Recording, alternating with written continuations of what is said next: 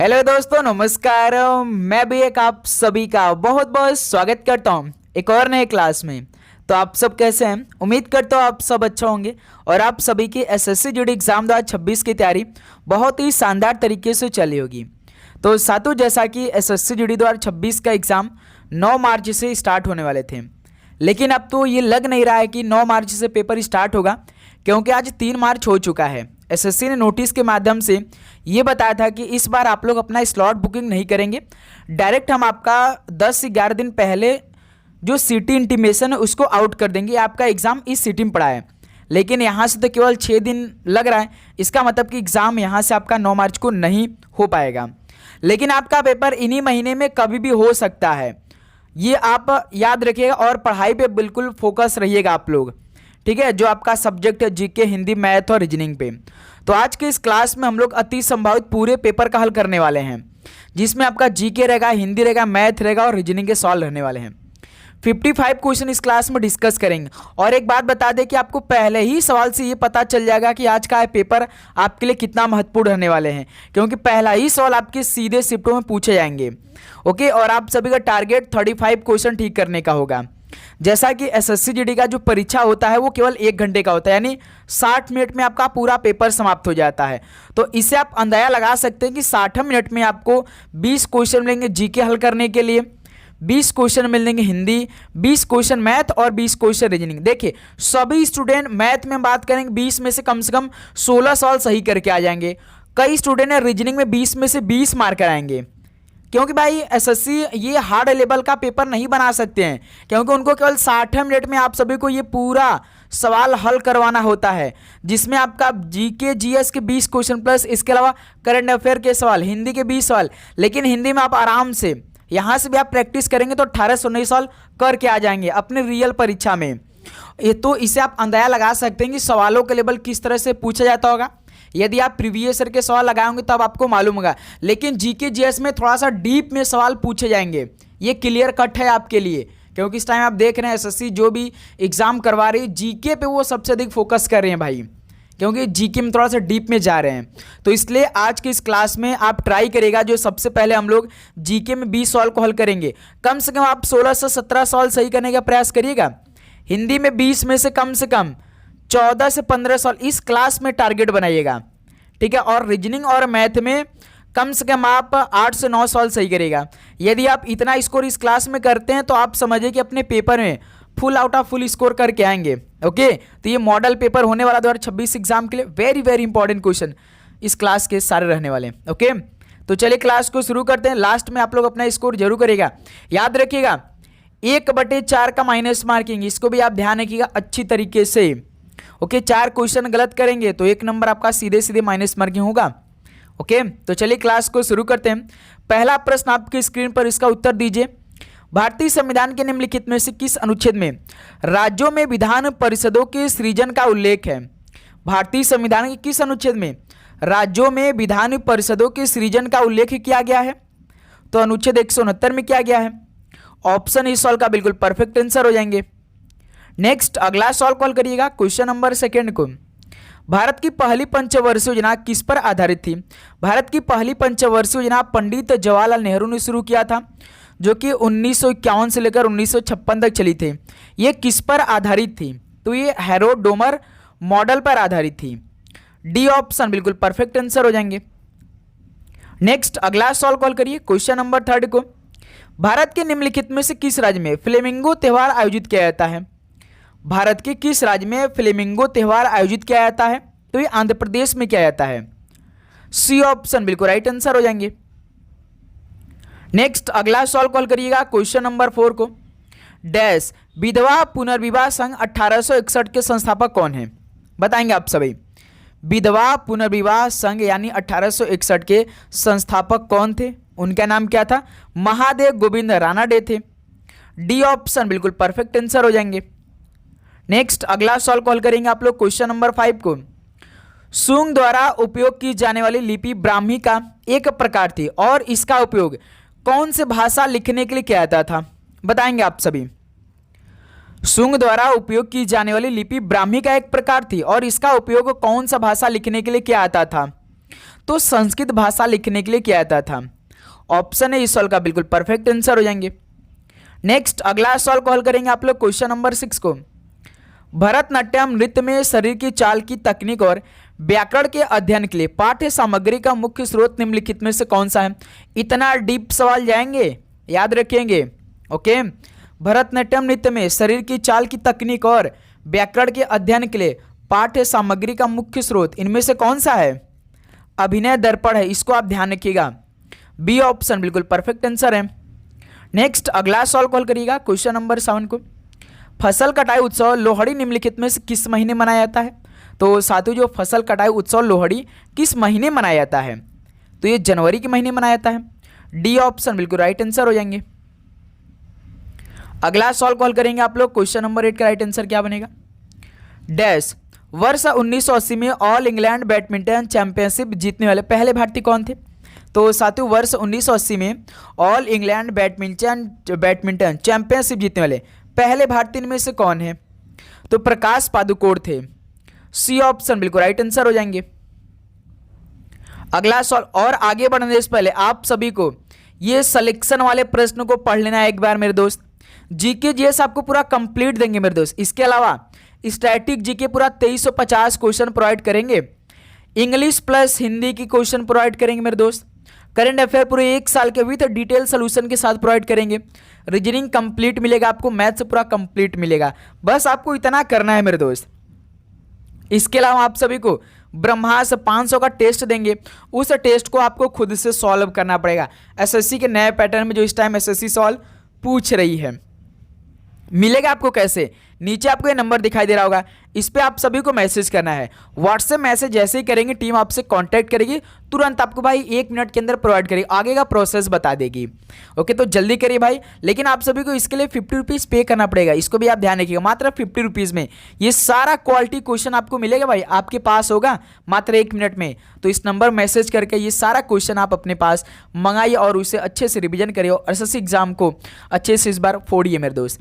Question number 9 देखिए, निम्नलिखित में से कौन संगीत वाद्य यंत्र शहनाई वादन के लिए प्रसिद्ध है? तो साथियों इनमें से कौन संगीत वाद्य यंत्र शहनाई वादन के लिए प्रसिद्ध है?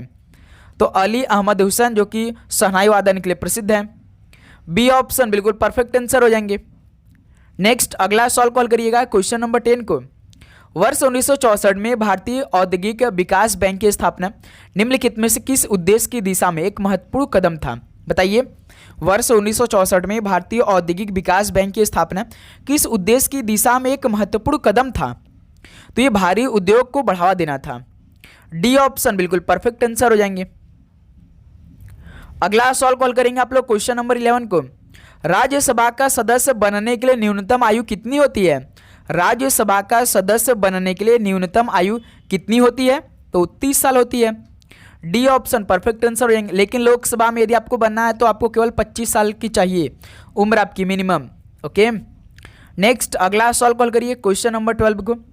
बस्तर दशहरा उत्सव का संबंध किस राज्य से? तो साथियों बस्तर दशहरा उत्सव का संबंध किस राज्य से है? तो इसका संबंध छत्तीसगढ़ राज्य से है। बी ऑप्शन बिल्कुल परफेक्ट आंसर है। नेक्स्ट अगला सवाल कॉल करिएगा आप लोग क्वेश्चन नंबर 13 का राइट आंसर क्या बनेगा? निवल राष्ट्रीय उत्पाद यानी एनएनपी की गणना करते समय सकल राष्ट्रीय उत्पाद यानी जीएनपी में से क्या घटाया जाता है? बताइए। एनएनपी की गणना करते समय यानी जीएनपी में से क्या घटाया जाता है? तो हुआंश घटाया जाता है। डी ऑप्शन बिल्कुल परफेक्ट आंसर है। ओके, चलिए अगला सवाल कॉल करेंगे क्वेश्चन नंबर 14 को।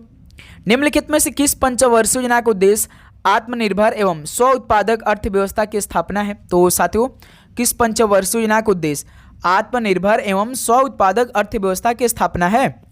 तो ये तीसरी पंचवर्षीय योजना का उद्देश्य था, जो कि बी ऑप्शन परफेक्ट आंसर है। पहली पंचवर्षीय योजना 1951 से लेकर 56 तक, दूसरी 1956 से लेकर 61 तक, तीसरी 1961 से लेकर 66 तक और 67-68 योजना अवकाश लागू किया गया था।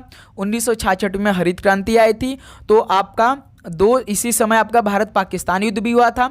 तीसरी पंचवर्षीय योजना के समय, चौथी स्टार्ट हुआ था 1969 से 74 में और पांचवी स्टार्ट हुआ था 74 में 79 तक।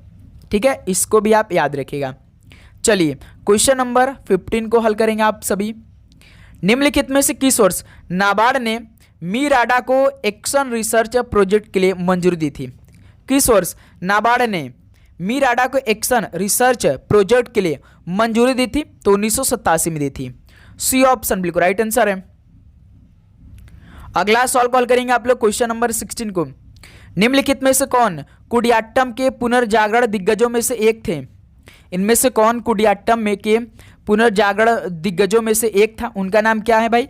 अमनूर माधव चाक्यार थे। डी ऑप्शन बिल्कुल परफेक्ट आंसर हो जाएंगे। अगला सवाल कॉल करेंगे आप लोग क्वेश्चन नंबर 17 को। भारतीय संविधान को अनुच्छेद 126 में किसका उल्लेख है? तो साथियों भारतीय संविधान का जो आर्टिकल 126 है किसका उल्लेख है, किसका वर्णन किया गया है? भारत के कार्यकारी मुख्य न्यायाधीश की नियुक्ति किस अनुच्छेद में? अनुच्छेद 126 में है। बी ऑप्शन बिल्कुल परफेक्ट आंसर है। चलिए दोस्त मेरे अगला सवाल कॉल करेंगे आप लोग क्वेश्चन नंबर 18 को। हिमाचल प्रदेश में निम्नलिखित में से कौन सा एक पुष्प उत्सव है? तो साथियों हिमाचल प्रदेश में कौन सा एक पुष्प उत्सव है बताएंगे आप सभी? तो फुलाइज उत्सव है। ऑप्शन इस सवाल का परफेक्ट आंसर है। लेकिन साथियों आज मैथ प्लस रीजनिंग के बेहतरीन सवाल होने वाले हैं, उससे आप सॉल्व करिएगा पूरा अच्छे से, खुद से ट्राई करना है आपको। ओके देखिए क्वेश्चन नंबर 19 का राइट आंसर क्या बनेगा? निम्नलिखित में से कौन सा तापमान एसआई मात्रक है? इनमें यानी कौन सा तापमान का एसआई मात्रक इनमें से है बताएंगे आप सभी? क्या होता है? तो सर जी केल्विन होता है। डी ऑप्शन परफेक्ट आंसर हो जाएंगे। नेक्स्ट अगला सवाल करिए और जीके का लास्ट सवाल है आपकी स्क्रीन पर। भारत की 2011 की जनगणना के अनुसार अखिल भारतीय स्तर पर वयस्क यानी 15+ वर्ष साक्षरता दर कितने प्रतिशत का है? भारत की 2011 की जनगणना के अनुसार अखिल भारतीय स्तर पर वयस्क 15+ वर्ष साक्षरता दर कितने प्रतिशत का है? तो पूरे 69.3% है। बी ऑप्शन बिल्कुल परफेक्ट आंसर हो जाएंगे। तो साथियों ये आपका जीके का 20 सवाल कंप्लीट हो गया। तो बताइए कि आप सभी का जीके में कितना स्कोर बना। अब यहाँ से आप सभी के बीच में ना हिंदी के 20 सवाल आएंगे, तो ट्राई करें कम से कम 16 से 17 सवाल हिंदी में आप खुद से सही करिएगा। ओके देखिए उसे धीरे धीरे लिखने की आदत है। रेखांकित शब्द क्या है? धीरे धीरे। तो ये रेखांकित शब्द क्या है मेरे दोस्त? तो ये क्रिया विशेषण है। डी ऑप्शन बिल्कुल परफेक्ट आंसर हो जाएंगे। अगला सवाल कॉल करिए क्वेश्चन नंबर 22। निम्न में से लुप्त का विलोम शब्द क्या होगा? लुप्त का विलोम शब्द क्या बनेगा? लुप्त यानी गायब, तो उसका उल्टा क्या होगा? प्रकट हो जाएगा। सी ऑप्शन बिल्कुल राइट आंसर है। अगला सवाल कॉल करिएगा क्वेश्चन नंबर 23। जैसा करोगे वैसा भरोगे, इसमें सर्वनाम का कौन सा भेद है? तो साथियों जैसा करोगे वैसा भरोगे, इसमें सर्वनाम का कौन सा भेद है? तो ये संबंधवाचक है। डी ऑप्शन बिल्कुल परफेक्ट आंसर हो जाएंगे। नेक्स्ट अगला सवाल कॉल करिएगा क्वेश्चन नंबर 24 को। इनमें से कौन सा एक गंगा का समानार्थक शब्द नहीं है? तो साथियों इनमें से कौन सा एक गंगा का समानार्थक शब्द नहीं है? जैसे कि मंदाकिनी हमारे हिसाब से तो है, देव नदी भी है, भागीरथी भी है, लेकिन देवपुत्री नहीं है भाई। गंगा समानार्थक शब्द यानी गंगा का पर्यायवाची नहीं है देवपुत्री। तो सी ऑप्शन बिल्कुल राइट आंसर है। ओके चलिए अगला सवाल कॉल करिए क्वेश्चन नंबर 25 को। रुपए आकाश से नहीं बरसते हैं, वाक्य में रेखांकित शब्द का पर्यायवाची शब्द क्या होगा? आकाश का पर्यायवाची शब्द क्या बनेगा? तो आकाश का जो पर्यायवाची होगा मेरे दोस्त व्योम होगा। तो सी ऑप्शन बिल्कुल परफेक्ट आंसर है। दोस्त मेरे आप चैनल पे नए हैं तो चैनल को सब्सक्राइब करके आप नोटिफिकेशन को ऑन करिए, क्योंकि आपका एग्जाम मार्च के महीने में कभी भी हो जाएगा, इसको भी आप ध्यान रखिएगा। इसलिए आप चैनल को सब्सक्राइब करने के बाद नोटिफिकेशन को ऑन कर लीजिए अभी तुरंत। ओके देखिए 8 कनौजिए 9 चूल्हे लोकोक्ति का अर्थ बताइए। 8 कनौजिए 9 चूल्हे लोकोक्ति का अर्थ इनमें से कौन सा है मेरे दोस्त? यानी फूट होना। घर में जो कलश होती है ना मेरे दोस्त, कला होती है ना, उसी को ये है, यानी अलगाव की स्थिति जब होता है तो फूट यानी सी ऑप्शन परफेक्ट आंसर है। नेक्स्ट अगला सवाल कॉल करेंगे आप लोग क्वेश्चन नंबर 27 को। जो बर्तन बेचने का काम करे वाक्यांश के लिए एक शब्द होगा। जो बर्तन बेचते हैं उनके लिए एक शब्द क्या होता है मेरे दोस्त? तो कसेरा उन्हें बोलते हैं। बी ऑप्शन बिल्कुल परफेक्ट आंसर हो जाएंगे। नेक्स्ट अगला सवाल कॉल करिए आप लोग क्वेश्चन नंबर 28। वर्तनी की दृष्टि से शुद्ध शब्द बनाइए। देखते हैं कौन कौन सही बनाता है भाई। पूजनीय गलत है, क्योंकि इसमें भाई पूजनीय क्यों लेता है? ठीक है गलत है। तत्कालिक नहीं तो तात्कालिक होता है। प्रामाणिक ये देखिए शुद्ध है भाई। पैतृक, पैतृक कैसे लिखाता है?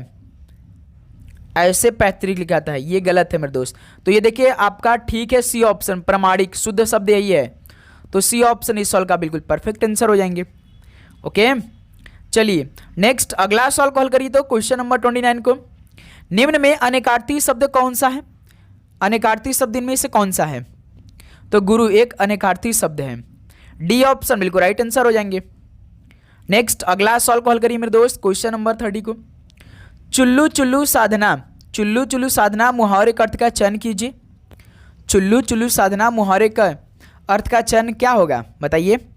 यानी थोड़ा थोड़ा बचा कर रखना मेरे दोस्त। ऑप्शन इस सवाल का परफेक्ट आंसर हो जाएंगे। ओके, नेक्स्ट अगला सवाल को हल करिएगा। क्वेश्चन नंबर 31 का राइट आंसर क्या बनेगा? रिक्त स्थान की पूर्ति सार्थक शब्द युग में से करें।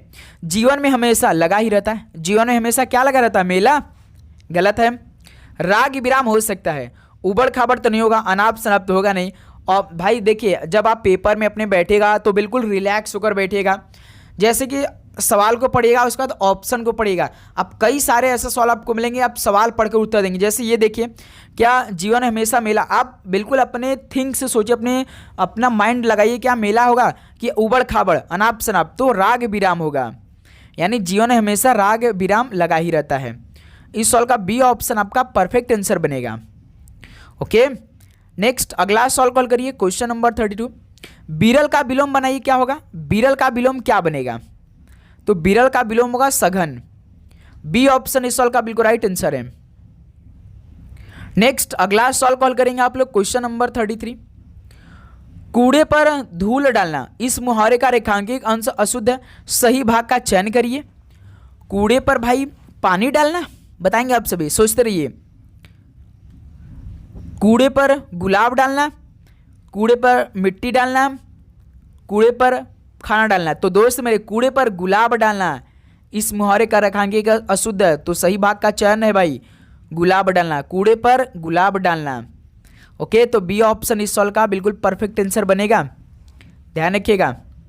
ओके, नेक्स्ट अगला सवाल कॉल करिए। क्वेश्चन नंबर 34 को, निम्नलिखित शब्दों में से तत्सम शब्द चुनिए। इसमें तत्सम शब्द कौन सा है? तो सुंदर एक तत्सम शब्द है। डी ऑप्शन बिल्कुल राइट आंसर हो जाएंगे। नेक्स्ट अगला सवाल कॉल करिए। क्वेश्चन नंबर 35 को, पशु चर रहे हैं, रेखांकित पद कौन सा, यानी कौन सा संज्ञा? पशु। ये तो बहुत आसान है, जातिवाचक है, तो बी ऑप्शन बिल्कुल परफेक्ट आंसर हो जाएंगे। ओके, चलिए क्वेश्चन नंबर 36 को हल करिए। निम्नलिखित में से बापुरा शब्द के पर्याय का चयन करिए। बापुरा शब्द के पर्याय का चयन करना है, क्या होगा बताइए? तो दोस्त मेरे अकिंचन है। अकिंचन का मतलब जानते क्या होता है मेरे दोस्त? अकिंचन का मतलब कि जो बहुत गरीब होते हैं, दरिद्र टाइप के होते हैं, जिनके पास खाने के लिए भी पैसे नहीं होते, उन्हें हम अकिंचन बोलते हैं। ठीक है, तो बापुरा शब्द के पर्याय का चयन तो अकिंचन है मेरे दोस्त। बी ऑप्शन बिल्कुल परफेक्ट आंसर है। ओके, नेक्स्ट अगला सवाल कॉल करिए। क्वेश्चन नंबर 37 को, जो कोष्ठक में दिए गए शब्द के तद्भव रूप का सही विकल्प है, मेरे मन की विदा में कोई भी नहीं समझता है। यानी विदा के लिए बताएंगे आप सभी क्या बनेगा परफेक्ट, तद्भव रूप का सही विकल्प बताना है। तो यानी मेरे मन की व्यथा कोई भी नहीं समझता है। डी ऑप्शन इस सवाल का बिल्कुल परफेक्ट आंसर हो जाएंगे। ओके, चलिए अगला सवाल को हल करेंगे आप लोग। क्वेश्चन नंबर 38 को, वाक्यांश के लिए एक शब्द का विकल्प क्या होगा जो किसी भी गुट में नहीं है? जो किसी भी गुट में नहीं है, इसके लिए एक शब्द तटस्थ उसे बोल देते हैं।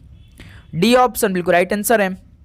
नेक्स्ट अगला सवाल को हल करेंगे आप लोग। क्वेश्चन नंबर 39 को, निम्नलिखित प्रश्न में 4 विकल्पों में से उस विकल्प का चयन करें जो दी गई लोकोक्ति का सही अर्थ वाला है। बीमार की रात पहाड़ बराबर, ये तो ठीक कर रहा है। बीमार की रात बिल्कुल पहाड़ बराबर जैसा लगता है ना, तो इसको क्या बोलेंगे? यानी खराब समय मुश्किल से कटता है मेरे, खराब समय जो ना मुश्किल से कटता है। तो सी ऑप्शन इस सवाल का बिल्कुल परफेक्ट आंसर हो जाएंगे। चलिए दोस्त मेरे, हिंदी का लास्ट 20वां सवाल हल करिए। रिक्त स्थान के लिए सही स्त्रीलिंग रूप वाला विकल्प हो। सभी को ईश्वर की क्या करनी चाहिए? देख रेख करनी चाहिए, अग्नि शक्ति या भक्ति? क्या करनी चाहिए? तो सभी को ईश्वर की भक्ति करना चाहिए। डी ऑप्शन बिल्कुल राइट आंसर है। तो आप बताइए दोस्त कि आपका जीके और हिंदी में 40 सवाल में से कितना स्कोर बना? एक एक सब्जेक्ट का बताइए, जीके में कितना बना, हिंदी में कितना बना? तो अब लास्ट में जब हम लोग मैथ और रीजनिंग के सवाल को हल करें, कम से कम 8 से 9 साल आप सभी का सही होना चाहिए। ओके, चलिए नेक्स्ट अगला सवाल को देखते हैं भाई, क्वेश्चन नंबर 41 को। रीजनिंग का सवाल है भाई, नीचे दी गई दो संख्याओं को आपस में बदलने पर निम्नलिखित में से कौन सा समीकरण सही नहीं होगा। यानी ये सवाल देखिए कुछ अलग दिया, यानी 3 और 5 को आपको सभी ऑप्शन बदलना है, देखना है कौन सा समीकरण सही नहीं होगा। यानी जब आप पहले ऑप्शन में 3 5 बदलेंगे तो आपको हो सकता है कि 4 आ जाए या 9 आए। देखते हैं भाई, पहला ऑप्शन में 3 और 5 को बदलते हैं, क्योंकि सवाल बोला कि समीकरण सही नहीं होगा, यानी जो 4 है, 18 है, 12 30 है, इनके बराबर नहीं है ये चारों समीकरण हल करने के बाद। ठीक है, देखिए पहला ऑप्शन को हम उठा रहे हैं, 3 और 5 को आपस में बदलना है, यानी 3 की जगह 5, 5 की जगह 3, तो 5 है तो पहले 3 रख देंगे माइनस, 3 है तो 5 प्लस 6 बराबर 4। देखिए 6 और ये प्लस 3 है, कितना हो जाएगा 9, 9 में से 5 जोड़ देंगे 4, लेकिन ये तो सही आ गया भाई। देखिए 4 बराबर 4, समीकरण सही नहीं होना चाहिए, ये तो सही आ गया, यानी पहला ऑप्शन हमारा नहीं होगा मेरे दोस्त। फिर बी ऑप्शन को उठाएंगे, 5 गुणे 4 प्लस 3 माइनस 2 बराबर 18, तो पहले देखिए 5 है तो 3 बदलना है, गुणा 4 प्लस 3 है तो 5 में माइनस 2 बराबर 18 में लाना है, 3 चौका 12 प्लस 5 माइनस 2 बराबर 18। देखिए 12 5 17, 17 से 2 घटा देंगे तो मेरे दोस्त कितना आएगा 15 आएगा। यही देखिए समीकरण सही नहीं हो रहा है, बी ऑप्शन, क्योंकि इसमें देखिए हल करने मेरे दोस्त 15 आ गया, लेकिन हमें 18 लाना था, यही समीकरण है। जब दोस्त मेरे आप ना ऑप्शन सी और ऑप्शन डी में 3 और 5 को बदलेंगे तो आपका 12 और 30 आ जाएगा। ठीक है, तो इस तरह से आप सवालों को सॉल्व करें, लेकिन ध्यान से पूरा सवाल को पढ़िएगा मेरे दोस्त। ऐसा नहीं कि आप जल्दीबाजी में सवाल को आधा अधूरे पढ़े उसको सॉल्व करना लगे, आपका गलत आंसर आएगा। ओके, ध्यान रखिएगा, सवाल को पूरा अच्छे से पढ़िए पहले। नेक्स्ट अगला सवाल कॉल करिए, क्वेश्चन नंबर 42। उस विकल्प का चयन कीजिए जो श्रृंखला को पूरा करेगा। R Q N O L K H I question mark है, यानी आप सभी को इस क्वेश्चन मार्क की बताना है। आर का रिलेशन एन से, एन का रिलेशन एल से, एल का रिलेशन एच से। तो अब देखिए पहले अक्षर का हम कोड बना लेते हैं पहले, R N L H. R होता 18, एन होता 14, एल होता 12, एच होता 8। देखिए 18 से 14 यानी इसमें माइनस 4 हुआ है, 14 से 12 माइनस 2 हुआ है, 12 से 18 12 से 8 माइनस 4 हुआ है। इसका मतलब कि इसमें लॉजिक हो सकता है कि -4 -2 -4, तो इसी प्रकार हम -2 कर देंगे। 8 में से 2 घटाएंगे 6, 6 पे कौन होता है एफ होता है। देखिए एफ से 3 ऑप्शन शुरू हुआ है, एक बी एक सी एक डी, या तो ई आएगा या तो एच आएगा या तो एक्स आएगा दूसरा अक्षर कोड निकालने पर। तो चलिए बना लेते हैं भाई, देखते हैं। क्यू है, इसमें ओ है और इसमें के है और इसमें आई है। क्यू होता है 17 है ना, ओ होता है 15, के होता है 11, आई होता 9। 17 से 15 -2, 15 से 11 -2, 9 से 11 -2। तो इसी प्रकार मेरे दोस्त 9 में से 2 माइनस कर देंगे 7, 7 पे जी, यानी एफ जी। देखिए एफ आया था, इसमें जी आ रहा है मेरे दोस्त। एक सेकंड भाई, आई कहीं मिस्टेक तो नहीं हो रहा है मेरे दोस्त,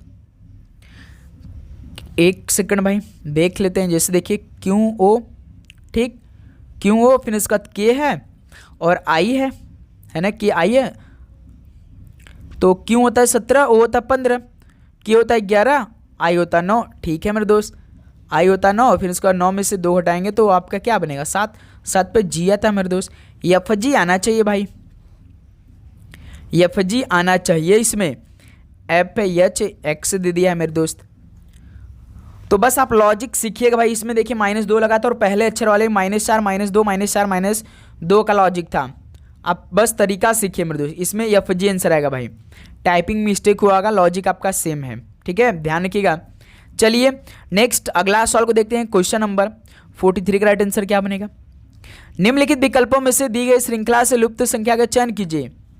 अब देखिए 111 122 133 क्वेश्चन मार्क दोस्त मेरे, 11 22 33 44 55 56 यानी 144। देखिए कौन सा option, D option, perfect answer हो जाएंगे। ये तो बहुत आसान सवाल थे भाई, बताएंगे किसी प्रकार का आप सभी को डाउट बिल्कुल नहीं। नेक्स्ट अगला सवाल को हल करिए, क्वेश्चन नंबर 44 का राइट आंसर क्या बनेगा। एक और भाई सवाल है नंबरों का श्रृंखला का, 44 46 54 86 214 क्वेश्चन मार्क। इस पर आप सभी सवालों को हल करेंगे। हल करिए, कितना आंसर आएगा, सभी साथी हल करेंगे इस सवाल को। 44 दिया है, 46 दिया है। 2 सवाल भाई आप सभी को नंबर का श्रृंखला से देखने को मिलेगा, ओके, इसलिए हम 2 सवाल इससे हम लिए हैं इस सेशन में। 44 46 प्लस 2 46 से 54, इसमें तो +8 हुआ है। 54 से डायरेक्ट 86 कर दिया है मेरे दोस्त, यानी 54 में कितना जोड़ देंगे 86 तो 32 + 32, 86 214, 8 6 14, 2 1 3, 8 3 11, 128 इसमें देखिए 128 में यदि आप 86 जोड़ेंगे 214 बन जाएगा। 8 से 14 4, 8 2 10 11 1 1 2, यानी इसमें देखिए 2 से 8 गुणा 4, 8 चौका 32 गुणा 4, 32 चौका 128 होता है। यानी इसमें मेरे दोस्त 4 का गुणा करने के बाद करा, यानी 128 में पहले 4 का गुणा करेंगे, फिर उसे जितना आएगा इस 214 में जोड़ेंगे। तो 128 गुणे 4 कितना होगा, देखिए 4 बटा 32 का 2 3, 4 2 8 3 11 के 1, 4 कम 4 1 5, यानी 512 आएगा। 512 प्लस लास्ट में 214 है, कितना आएगा 500 200 700 700 और 12 14 26, यानी 726 आएगा। 726 दिया है कि नहीं भाई, दिया है, सी ऑप्शन परफेक्ट आंसर। इसमें लॉजिक देखिए 2 8 32 128 जोड़ा, लेकिन उसका 2 बार से हमने फिर से किया तो गुणा 4 गुणा 4 गुणा 4 का लॉजिक था। तो इसी प्रकार हमने 128 में पहले 4 का मल्टीप्लाई किया तो 512 है, तो 512 को हमने 214 में जोड़ा, तब जाके हमारा आंसर आया है 726। ओके, तो इस पर आप सवालों को हल करेंगे। चलिए भाई नेक्स्ट अगला सवाल कॉल करिए जरा। क्वेश्चन नंबर 45 का राइट आंसर क्या बनेगा, इस सवाल का राइट आंसर निकाल के बताइए। निम्नलिखित प्रश्न में दिए गए विकल्पों में से संबंधित अक्षर युग्म का चयन कीजिए। TYC का रिलेशन WBF है, तो आप सभी को सेम रिलेशन पे आपको ऑप्शन चेक करना पड़ेगा। पहले आप प्रश्न का रिलेशन चेक कर लीजिए भाई, कितना होगा, देखिए क्या रिलेशन होगा। TYC इसका रिलेशन क्या बनाया है, WBF है ना, C3 F6, Y25 B2, T20 W23। देखिए 20 से 23 + 3, 3 से 6 + 3, तो इसी प्रकार दोस्त मेरे यहाँ पे आप बी में यदि देखिए 25 में 3 जोड़ेंगे 28 आता है, 25 में 3 जोड़ेंगे 28, 28 पे कौन आता है, बी आता है। जैसे आप जानते हैं ना 26 तक आपका ए से लेकर जेड तक 26 होता है, 27 पे 28 पे बी, तो यहाँ पे रिलेशन किसका है भाई, +3 + 3 का। याद रखिएगा इसमें रिलेशन +3 + 3 का लगा है। तो अब सेम हमें अब ऑप्शन भी +3 + 3 + 3 का पैटर्न चेक करना पड़ेगा किस ऑप्शन में। जैसे ए से भी यदि ये को हम 27 भी मान लेते हैं, 27 में 3 जोड़ेंगे तो 30 आएगा, 30 पे डी होता है, लेकिन पहला ऑप्शन नहीं होगा भाई। पी जेड देखिए P 16 होता है, जेड पहला अक्षर का हम केवल रिलेशन निकालने भाई। P होता है 16, 16 में 3 जोड़ेंगे 19, 19 पे आपका यस आता है, लेकिन यहाँ पे जेड दिया है भाई। C से F ये हो सकता है भाई, देखिए C 3 होता है, F 6 होता है। अब देखिए CDF इसका रिलेशन FGI, F होता है 6, I होता है 9 +3, D होता है 4, G होता है 7 +3, C होता है 3, F होता है 6 +3, तो इसमें +3 + 3 का लगा है भाई रिलेशन, तो यही हमारा C ऑप्शन मिल गया परफेक्ट आंसर में। ओके, सभी को समझ में आया। चलिए नेक्स्ट अगला सॉल्व कॉल करेंगे आप लोग क्वेश्चन नंबर 46 को। एक साइकिल $120 में खरीदी गई और 15% के लाभ पर बेची गई, तो साइकिल का विक्रय मूल्य यानी सेलिंग प्राइस ज्ञात करिए भाई।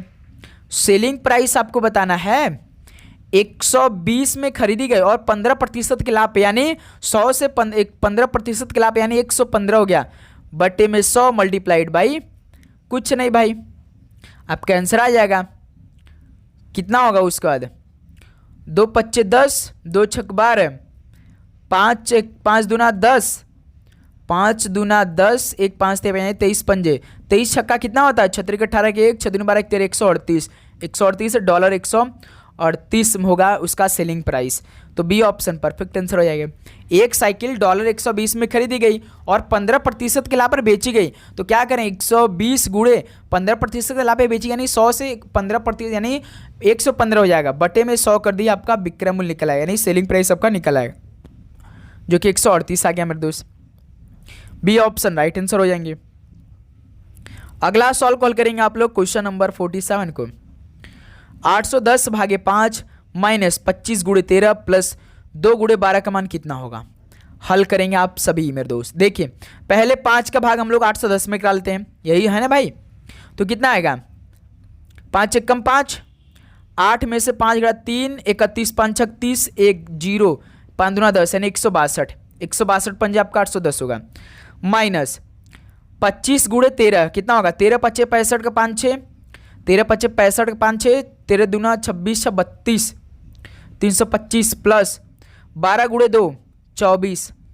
देखिए ये प्लस 24, ये प्लस 162 कितना होगा? 186 माइनस 325, बताइए कितना आएगा? माइनस में आंसर आएगा क्योंकि 186 छोटा है, माइनस होगा भाई। 325 में से 186 घटाए कितना आएगा? तो सर जी 15 में 6 घटा 9, 11 में 60 घटा 3, 2 में से घटाए 139, माइनस 139 आएगा। माइनस 139 पहला ऑप्शन परफेक्ट आंसर है। क्लियर मेरे दोस्त, सभी को समझ में आया कैसे यहाँ पे आप सभी का आंसर आया? तो माइनस 139, पहले 5 का भाग 810 में करा दीजिए, माइनस 25 का गुणा 13 में करा दीजिए, प्लस 2 का गुणा 12 में करा दीजिए, आपका आंसर आ जाएगा भाई। ठीक है, सभी को क्लियर? चलिए नेक्स्ट अगला सॉल्व हल करेंगे आप लोग क्वेश्चन नंबर 48 को। 15% और 12% की दो क्रमिक छूटें किसकी एक एकल छूट के समतुल्य है? बताएंगे भाई। जब 2% दिया रहे तो फॉर्मूला कौन सा अप्लाई आप कर सकते हैं? x plus Y minus X गुणे वाई बटे में 100।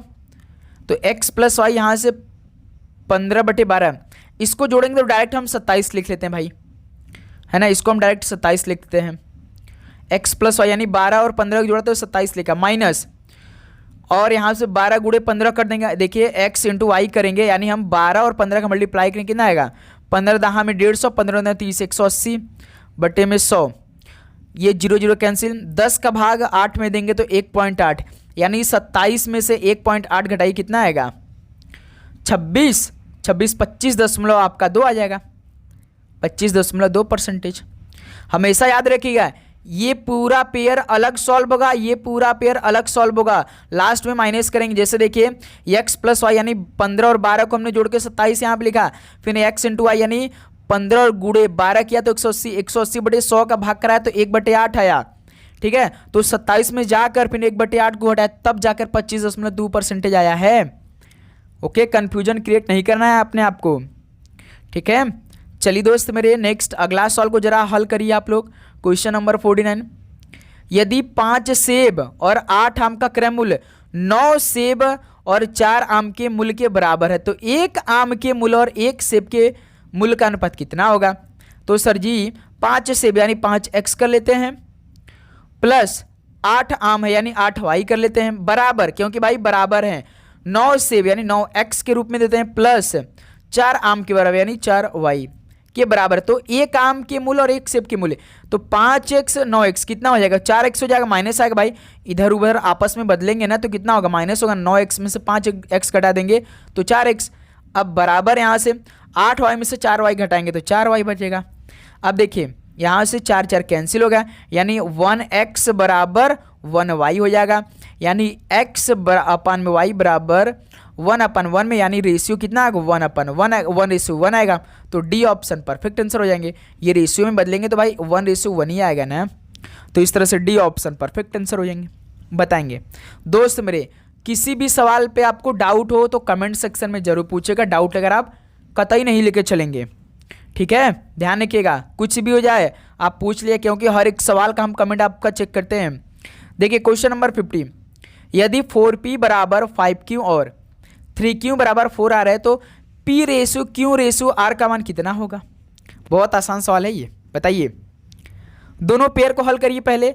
4pq और 4p बराबर 5q के बराबर कर दीजिए, 3q बराबर 4r के बराबर कर दीजिए। देखिए यहाँ से जब हम लोग p/q निकालेंगे तो कितना आएगा? 5/4 उल्टा होता है, हमेशा याद रखिए। जैसे देखिए 4p है तो p/q करेंगे तो 5/4 आ जाएगा, तो p की वैल्यू 5 है, q की वैल्यू 4 है। ठीक, अब यहाँ से देखिए 3q बराबर 4r है तो q में r करेंगे तो कितना आएगा? तो 4/3 आ जाएगा, यानी q आपका 4 दिया है, r आपका 3 दिया है। तो आपसे पूछा किसका? p/q/r का। p/q/r का p कितना दिया? 5 दिया है, q कितना दिया? देखिए 4 है तो 2 कॉमन है तो 4 कर दीजिए, r 3 है तो 5 4 3 यानी 543। डी ऑप्शन परफेक्ट आंसर हो जाएंगे। ओके, बताएंगे दोस्त मेरे, आप सभी किसी प्रकार का डाउट इस सवाल को हल करने में किसी प्रकार का हो तो बताइए। बिल्कुल नहीं। चलिए नेक्स्ट अगला सवाल को निकालिए, क्वेश्चन नंबर 51 को। यदि x1 का 70% बराबर x2 का 6/7 है, तो x1 अनुपात x2 का मान कितना होगा? हल करिए। ये सवाल थोड़ा सा हमारे लिए क्रिटिकल है। x1 का मतलब क्या होता है? गुणा 70% यानी 70/100 है ना, 70/100 बराबर x2 का मतलब गुणा 6/7। इसको सॉल्व करने पर हमें x1 अनुपात में x2 का मान बताना है। हल करिए, कितना आएगा? 1 0 से 1 0 कैंसिल हो जाएगा, ठीक है। तो यहाँ से हम लोग सॉल्व करते हैं तो कितना आएगा? देखिए x1 में अपान में x2 कर सकते हैं बराबर, यहाँ से 6/7 इधर आ जाएगा मल्टीप्लाई, ये उल्टा हो जाएगा भाई, 10/7 होगा। जो यहाँ पे 7/10 है ना, इधर जाके आपका 10/7 कर देगा। तो यहाँ से देखिए 6 दहा में 60 और 7 सते 49, यानी मेरे दोस्त x अनुपात x2 बराबर 60 अनुपात में 49 होगा। यानी देखिए दिया होगा आपका 60 अनुपात 49, बी ऑप्शन परफेक्ट आंसर हो जाएंगे। बताएंगे आप सभी। किसी प्रकार का डाउट इस सवाल को हल करने मेरे दोस्त? बिल्कुल नहीं। नेक्स्ट आगे बढ़ा जाए, चलिए क्वेश्चन नंबर 52 को हल करिए जरा। 24,000 में एक कैमरा बेचने पर रितु 20% लाभ अर्जित करती है, ठीक है। यदि वह 25% लाभ अर्जित करना चाहती है तो उसे कैमरा किस मूल्य में बेचना चाहिए था? देखिए दो लाभ दिया है। 24,000 में पहले कैमरा बेचते रितु को 20% का लाभ अर्जित करती है, ठीक है। यदि वह भाई 25% का लाभ अर्जित करना चाहती है तो लाभ अर्जित करना चाहती है 24,000 में, यदि वो 100 से 125 करती है तो क्या कर देंगे भाई? 125 का मल्टीप्लाई कर देंगे बट्टे में 20% लाभ, यानी वो अर्जित करते यानी 100 से 120 कर दी, 20% लाभ यानी 100 से 120 हो जाएगा। इसको सॉल्व करिए, आपका आंसर आ जाएगा। 1 0 से 1 0 कैंसिल हो जाएगा।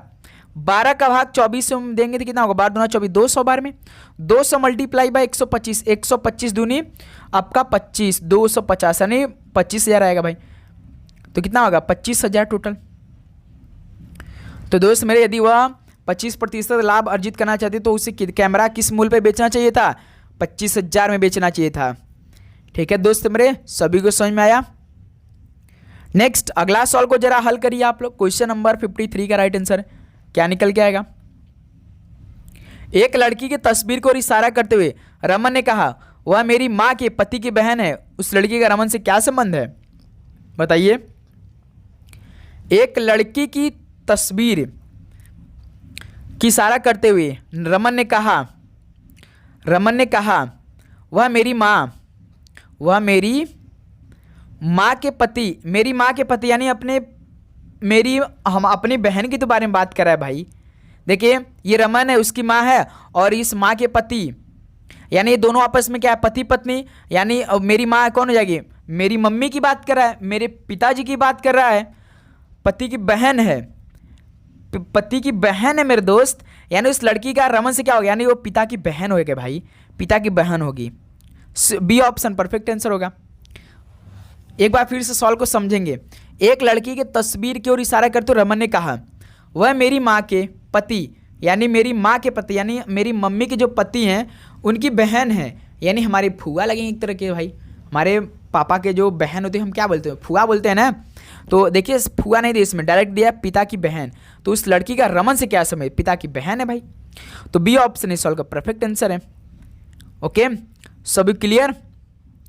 नेक्स्ट अगला सवाल कॉल करेंगे आप लोग। क्वेश्चन नंबर 54 का राइट आंसर क्या बनेगा?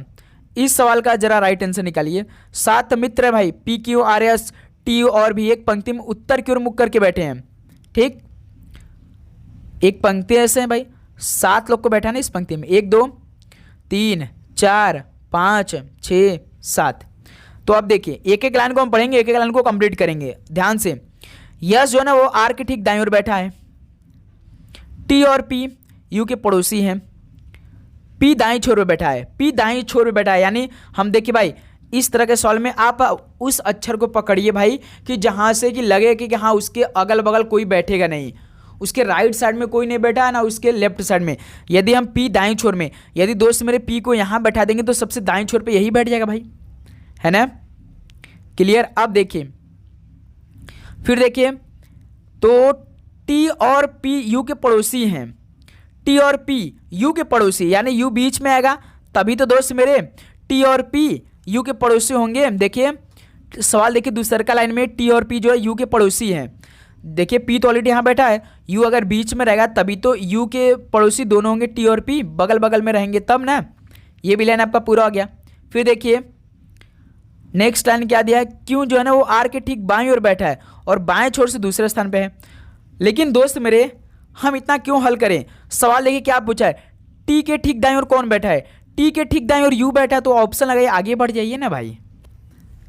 थोड़ा सा स्मार्ट वर्क भी करना है क्योंकि 60 मिनट में पूरा 40 सवाल हल करना होगा मैथ रीजनिंग का, तो थोड़ा सा दिमाग तो भी हमें इस्तेमाल करना पड़ेगा, स्मार्ट वर्क थोड़ा सा अपने ऊपर लाना पड़ेगा। तो लास्ट लाइन में देखिए टी के ठीक दाएं ओर कौन बैठा, टी के राइट साइड में यू तो बैठा है, बस आगे बढ़ते हैं टिक लगाकर, ऑप्शन है परफेक्ट आंसर हो जाएंगे।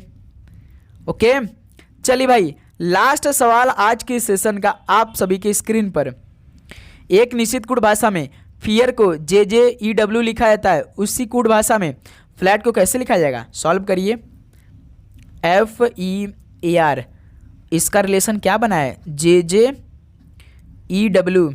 आर होता 18, W होता 23, 18 5 23, ए होता 1, ई होता 5 प्लस 4 इसमें हुआ है भाई, ई 5 J 10 प्लस 5 हुआ है, F होता 6, J होता 10 प्लस 4, रिलेशन इसमें साफ साफ है प्लस 4 प्लस 5 प्लस 4 प्लस 5 का। तो अब इसी का कोड आपको करके हमें फ्लैट का बताना है, ऑप्शन आपके सामने दिया है, बताइए सॉल्व का राइट आंसर कौन सा होगा, ये सॉल्व आपके लिए होमवर्क रहेगा। प्लस 4 प्लस 5 प्लस 4 प्लस 5 का रिलेशन आपको बताना है। दोस्त मेरे ये 55 क्वेश्चन कंप्लीट हो गया, तो बताइए आप सभी का इन 55 क्वेश्चन में से कितना स्कोर बना, सभी दोस्त ईमानदारी के साथ बताएंगे। तो साथ उम्मीद करूंगा आप सभी को हर एक क्वेश्चन बहुत ही शानदार तरीके से समझ में आए होंगे। यदि दोस्त मेरे आपको किसी भी प्रश्न पे यदि डाउट हो तो कमेंट सेक्शन में ज़रूर बताइए कि भाई डाउट लेकर आप नहीं चलेंगे भाई। ओके लगातार क्लास आप सभी के बीच आएगी, अच्छे से आप मन से पढ़िए भाई, कभी भी आप सभी का पेपर हो जाएगा। ओके तो चलिए भाई इस क्लास को यहीं पर समाप्त करते हैं, मिलते साथ ही एक और नए क्लास के साथ। आप सभी को 2026 की सबसे पहले के होलिका दहन की और होली की हार्दिक शुभकामनाएं। ये रंगों का पावन अवसर है भाई, रंगों का त्यौहार है मेरे दोस्त, आप इसे हंसी खुशी मनाइए, फैमिली के साथ मनाइए, बी पॉजिटिव के साथ मनाइए और अपने आप को सेफ के रूप में मनाइए, क्योंकि आपको आगामी बहुत सारे एग्जाम देने हैं। अपने आप को बिल्कुल सेफ में रख के खेलिएगा। ओके सबको गले लगाइए भाई, जो रूठा है उसको मनाइए, अच्छे से आप लोग इस त्यौहार का मजा लीजिए लेकिन ध्यान से, और अपनी तैयारी पर भी फोकस रहिएगा आप लोग। ठीक है दोस्त मेरे, तो चलिए इस क्लास को यहीं पर समाप्त करते हैं, मिलते हैं एक और नए क्लास के साथ। आप सभी को जय हिंद जय भारत, पढ़ाई करते रहिए, ऑल द वेरी बेस्ट, धन्यवाद।